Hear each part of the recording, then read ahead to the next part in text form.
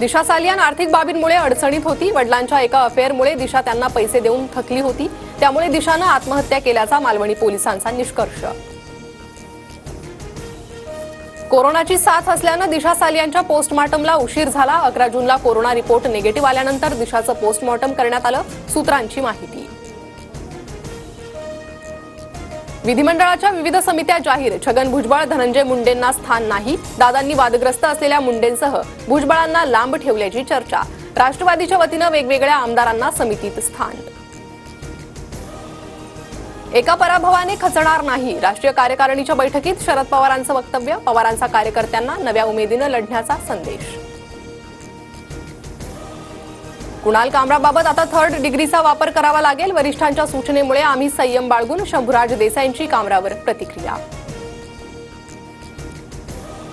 कुंभमेळा नामकरणावरून महंतांच्या वादात मंत्री गिरीश महाजनांची मध्यस्थी। कुंभमेळ्यासाठी नाशिक त्र्यंबकेश्वर दोघांचं नाव लागावं यासाठी प्रयत्न। महाजनांची प्रतिक्रिया।